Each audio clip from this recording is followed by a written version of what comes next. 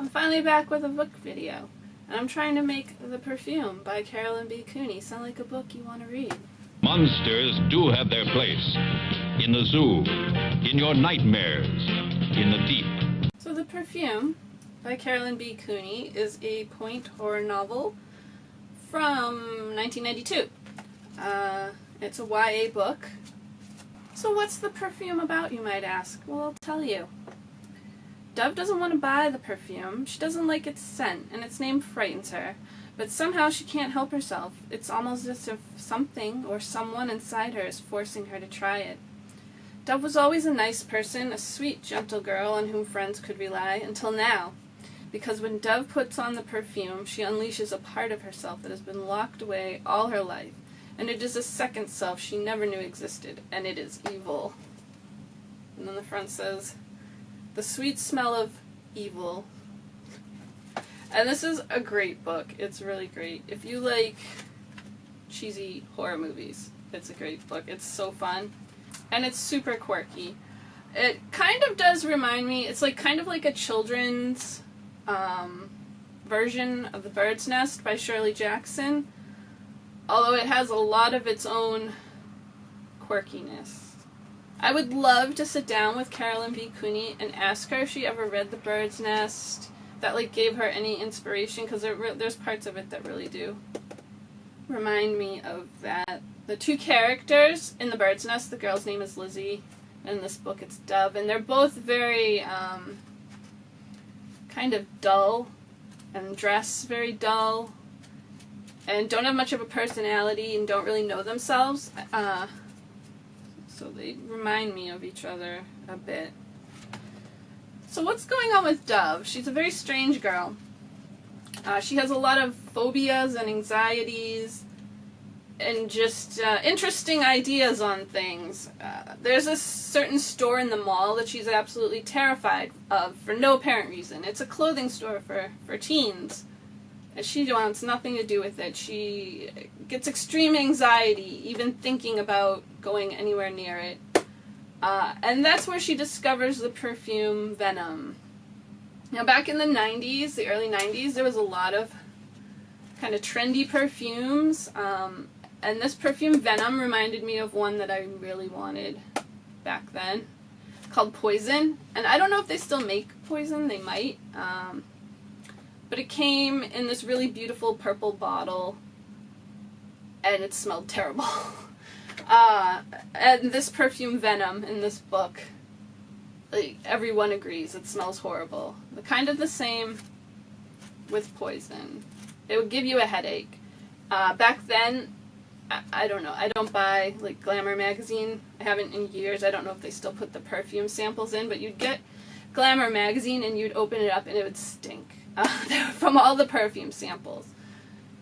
So yeah, that reminded me of that. Dove gets this perfume Venom. Her friends convince her to go into the store finally. And she just feels like she has to have this perfume Venom. And you're thinking, oh, maybe she's going to make some changes in her life and kind of step out of her shell. No.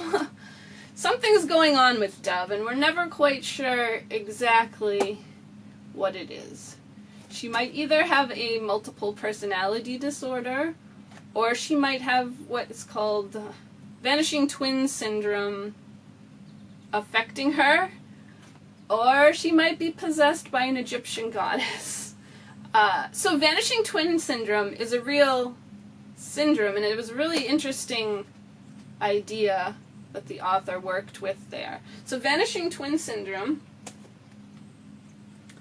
was first recognized in 1945, and it occurs when a twin or multiple disappears in the uterus during pregnancy as a result of a miscarriage of one twin or multiple. The fetal tissue is absorbed by the other twin, multiple, placenta, or the mother. So Dove has been told all her life that she was going to be a twin, and her parents were planning for twins for the first few months of her mother's pregnancy, and they had even picked out the name Wing for the other twin. But then one day they discovered that the twin had vanished, and the doctor told them about vanishing twin syndrome. And so Dove forms this idea in her mind that she somehow not only absorbed her twin, but her twin, the personality her twin would have had, and her twin has been kind of hiding in the background inside of her for the past 15 years. And now Wing wants to come out and live the life that Dove is not living.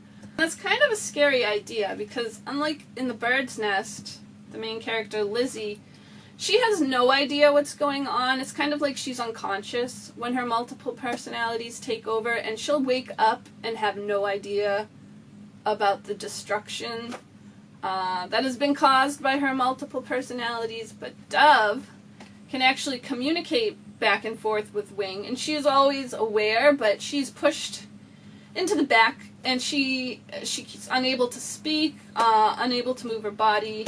Wing has full control, and she is only a witness to Wing basically destroying her life and hurting her loved ones and family and authority figures and getting her into a lot of trouble and basically ostracizing her from everyone in the school.